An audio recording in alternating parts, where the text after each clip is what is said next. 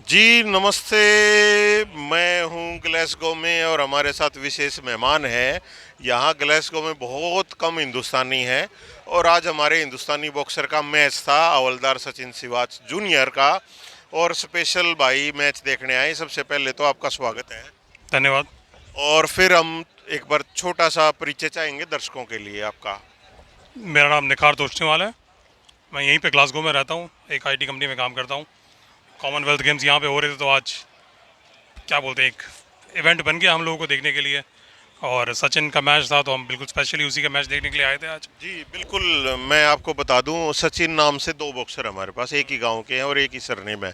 तो एक सचिन सिवाच सीनियर होते थे, आजकल नहीं है वो रेलवे में नौकरी करते हैं। एक ये सचिन सिवाच जूनियर थे। कई हमारे पत्रकार साथी इनका नाम गलत कर देते हैं उस सचिन के चक्कर में। तो ये हवलदार हैं, भारतीय सेना में, मार रेजिमेंट में हैं। और इनके कोच हैं वो अनिल अहलावत जी हैं, जो इनके गाँव में ही एक छोटी सी एकेडमी चलाते हैं और बहुत सारे दर्जनों भर बॉक्सर उन्होंने दिए हैं। तो कोच साहब की मेहनत थी और कोच साहब से मेरी बात हुई थी तो उन्होंने बताया था इस बॉक्सर के साथ उनका ये तीसरा मुकाबला है। तो मुकाबले के बारे में, तीनों राउंड के बारे में आपसे जानना चाहूँगा मैं। पहला राउंड तो सचिन ने मतलब जीत लिया था, थोड़ा इवन लग रहा था, लेकिन सेकंड राउंड में ऐसा लगा था कि मतलब मामला कहीं भी जा सकता है। इसलिए थर्ड राउंड बहुत इंपॉर्टेंट हो गया था।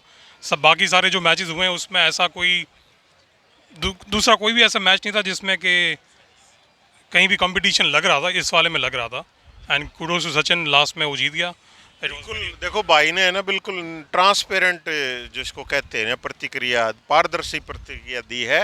और बॉक्सिंग को जो थोड़ा बहुत नज़दीक से जानता हो वही इस प्रकार की दे सकता है। और इन्होंने सही कहा। मैं बड़ा डिसअपॉइंटेड हूँ क्योंकि ये स्कोर आना चाहिए था 5-0 का। मेरी इनके जो कोच हैं, बेसिक कोच हैं, उनसे मेरी बात हुई थी। तो उन्होंने बताया था कि तीसरी बार मुकाबला हो रहा है और 5-0 का स्कोर आएगा। लेकिन सचिन पहले राउंड में उन्होंने थोड़ा सा फंसा दिया था, जैसा आपने कहा। और उस स्कोर भी यही रहा, 3-2 का स्कोर था। तो सेकंड राउंड में शायद लगा कि मैच एक बार फंस गया है। मतलब फर्स्ट और सेकंड राउंड में दो, फर्स्ट में स्प्लिट डिसीजन था, सेकंड में भी स्प्लिट डिसीजन था। कुछ जजेस ने कनाडा वाले को आगे किया था। इसीलिए लग रहा था कि थर्ड राउंड बहुत इंपॉर्टेंट होगा। लेकिन थर्ड राउंड में फिर सचिन ने बिल्कुल कमाल कर दिया। तो अगला जो मैच होगा हमने देखा कि वो इंग्लैंड के बॉक्सर के साथ होगा। तो क्या आपकी प्रेडिक्शन है? नहीं, मैंने इंग्लैंड वाले बॉक्सर को देखा नहीं है। मैंने अभी तक कंपटीशन भी देखा नहीं है, राउंड कौन सा सचिन के सामने आने वाला है। But I think he is good actually. कहीं भी ऐसा लगा नहीं था कि ही इज़ एनीवेयर कावर्ड, मतलब पीछे नहीं जा रहा था कहीं भी। वो he was not getting, energy drain नहीं हो रही थी। He was maintaining the consistency in the all three rounds. तो उस वजह से मुझे लगता है कि सचिन तो अपनी तरफ से करेगा पूरा। अब देखते हैं इंग्लैंड वाला बॉक्सर क्या करता है। खैर वो इंग्लैंड का बॉक्सर है, कॉमनवेल्थ में आया तो वो भी खैर तैयारी नहीं, करके ही डेफिनेटली हो आया। गई, पर मैंने उसका मैच देखा नहीं है। तो इसलिए अब सचिन से पूरी उम्मीदें हैं। अब बाकी अगला अगर इसने अपना अच्छा काम कर दिया तो फिर कोई दिक्कत नहीं है। जी जी जी बिल्कुल बिल्कुल। और कौन कौन से मैच देखने जा रहे हैं आप? अब बस बॉक्सिंग का ही हम राउंड ऑफ 16 देखेंगे कल। और बास्केटबॉल का ऐसा कुछ अभी सोचा नहीं है, बट अभी डिसाइड करते हैं। अगर कोई इवेंट मिल गया तो फिर देखेंगे। और एथलेटिक्स का? एथलेटिक्स के लिए यहाँ पर है नहीं, इसलिए हम लोग जाएंगे वहाँ पे।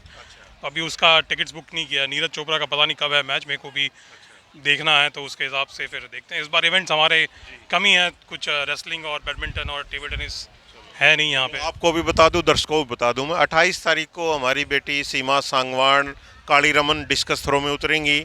और डिस्कस थ्रो में ही निधि रायनी गोयत वो उतरेंगी। और 30 तारीख को नीरज चोपड़ा अपनी जेवलिन के साथ स्टेडियम में आएंगे। स्टेडियम में आएंगे। तो पर शेड्यूल मैंने आपको बता दिया है। धन्यवाद। बिल्कुल हम टिकट्स बुक करेंगे और पक्का देखने की ट्राई करेंगे। जी। तो वो स्टेडियम यहाँ से कितनी दूर है? आई थिंक यहाँ से ज़्यादा दूर नहीं है, मतलब बट वॉकेबल नहीं है कुल मिला के। आई थिंक बस में या कैब में जाना पड़ेगा आपको। 3-4 माइल के आसपास होगा मेरे ख्याल से। तो हिंदुस्तानी खिलाड़ी देख के आपको हिंदुस्तान की याद आती है? नहीं, बिल्कुल याद आती है। हिंदुस्तानी खिलाड़ी नहीं देखते फिर भी याद आती है। लेकिन हिंदुस्तानी खिलाड़ी देखते हैं और कंपटीशन में compete करते हुए देखते हैं तो बड़ा अच्छा लगता है।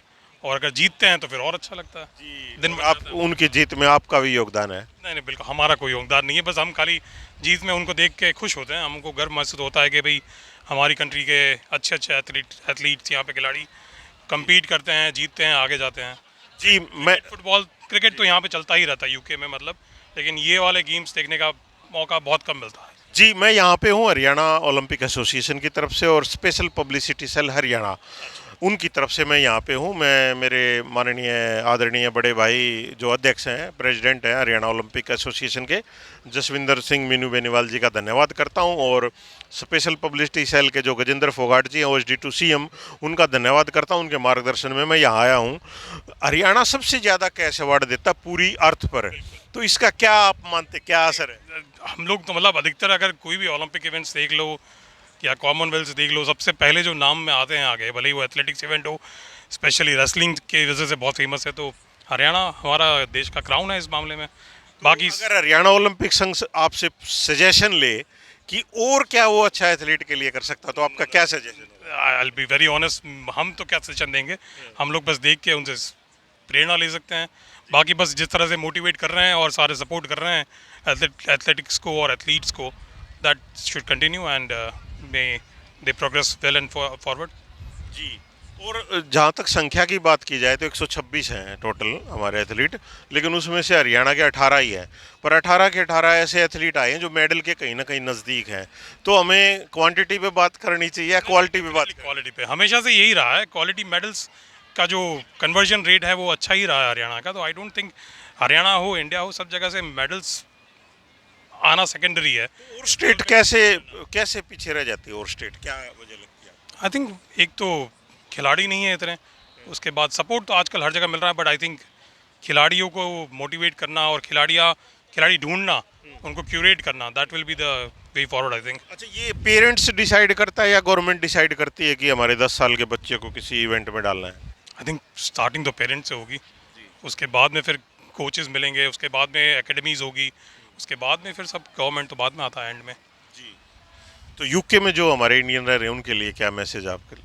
नहीं बस अब मैसेज तो यही है कि यहाँ पे आएँ, सपोर्ट करें हमारे खिलाड़ियों को और देखें यहाँ पे आने के बाद में बहुत अच्छा मैचेस हो रहे हैं, सारे बहुत अच्छे गेम्स हो रहे हैं। It should be, they should enjoy, उनको भी मज़ा आएगा देख के, डेफिनेटली हमें तो बहुत मज़ा आया। जी, थैंक यू आपका। और मैं राजनारायण पंगाड़ ग्लासगो से मेरे साथी सिकंदर गोदारा के साथ, जय हिंद। भाई तो अच्छा बोलते हैं।